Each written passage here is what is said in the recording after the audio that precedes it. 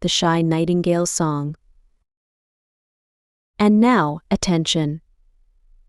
A riddle. I'm a small brown bird with a beautiful voice.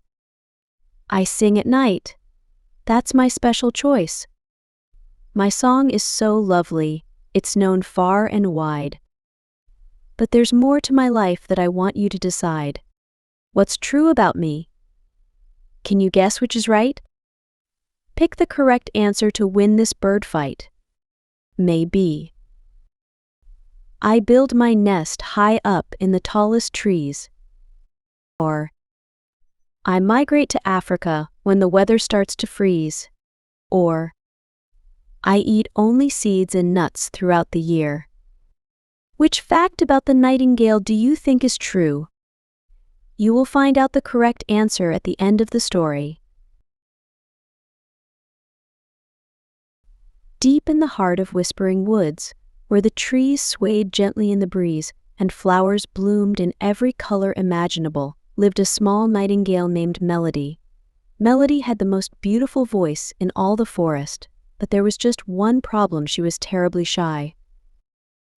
Every evening, as the sun dipped below the horizon and painted the sky in shades of orange and pink, the animals of Whispering Woods would gather in the great clearing for their nightly sing-along.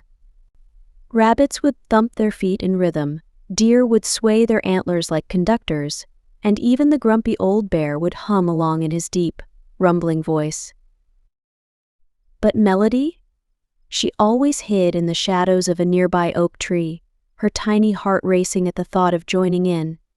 She longed to share her songs with her friends, but whenever she tried to sing in front of others, her voice would catch in her throat, and not a single note would come out. One day, Melody's best friend, a clever fox named Rusty, found her perched on a low branch, looking glum. "What's the matter, Melody?" Rusty asked, his bushy tail swishing with concern. Melody sighed, her feathers drooping. "Oh, Rusty, I wish I could sing with everyone else, but I'm just too scared. What if they don't like my voice? What if I make a mistake?" Rusty sat down and scratched his ear thoughtfully. "You know, Melody, I used to be afraid of swimming. The water looked so deep and mysterious. But then I learned something important: the only way to overcome your fears is to face them." Melody tilted her head, curious. "But how did you do it?" Rusty grinned, showing his pointy teeth. "I had help from my friends. Ollie the otter taught me how to paddle, and Daphne the duck showed me how to float. Before I knew it, I was swimming like a pro." Melody's eyes widened with hope. Do you think my friends would help me too?" "Of course they would," Rusty exclaimed. "Why don't we ask them?"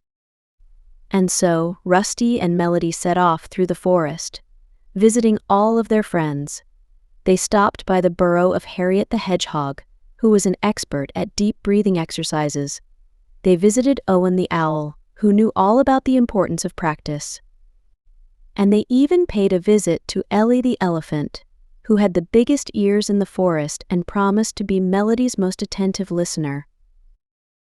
As the days passed, Melody worked hard with her friends. She practiced her scales with Owen, focusing on one note at a time. She learned to take deep, calming breaths with Harriet whenever she felt nervous. And she sang quietly to Ellie, who would close her eyes and sway gently, encouraging Melody with her silent support. Slowly but surely, Melody began to feel more confident. Her voice grew stronger, and she found herself looking forward to her practice sessions instead of dreading them. Finally, after weeks of preparation, the night of the big summer festival arrived. All the animals of Whispering Woods had gathered in the great clearing, excited for the annual talent show. There were jugglers and dancers, storytellers and acrobats.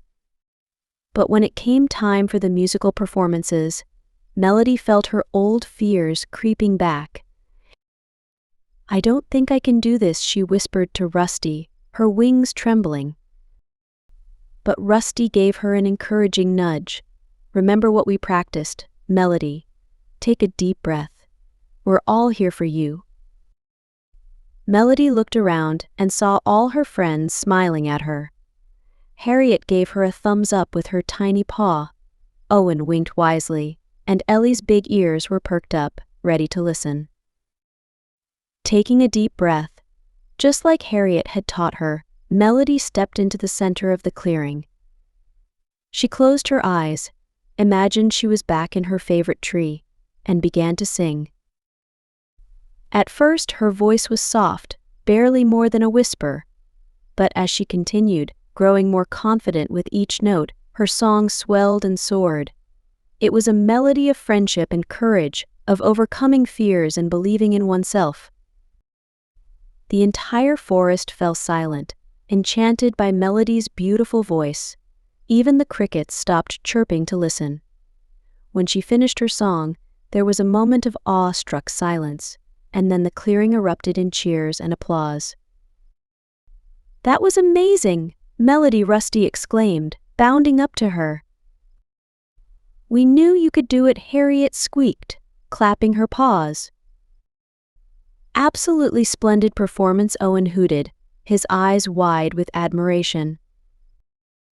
And Ellie trumpeted her approval, a sound so loud it made the leaves on the trees shake. Melody felt a warmth spreading through her chest, a happiness so big she thought she might burst. She had done it. She had faced her fear and shared her gift with her friends. From that day on, Melody became a regular performer at the nightly sing-alongs. Sometimes she still felt a flutter of nerves before she sang, but she knew that with her friends by her side, she could overcome anything. And so, the shy little nightingale who once hid in the shadows became the brightest star of Whispering Woods, her song a reminder to all who heard it that with courage, practice, and the support of good friends, anyone can overcome their fears and let their true talents shine. As time passed, word of Melody's beautiful voice spread far beyond Whispering Woods. Animals from distant forests would travel just to hear her sing. But no matter how famous she became, Melody never forgot the valuable lessons she had learned. Every night, before the sing-along, she would gather with Rusty, Harriet, Owen, and Ellie. They would share stories, laugh together, and remind each other of how far they had come. And Melody would always take a moment to thank her friends for believing in her, even when she didn't believe in herself.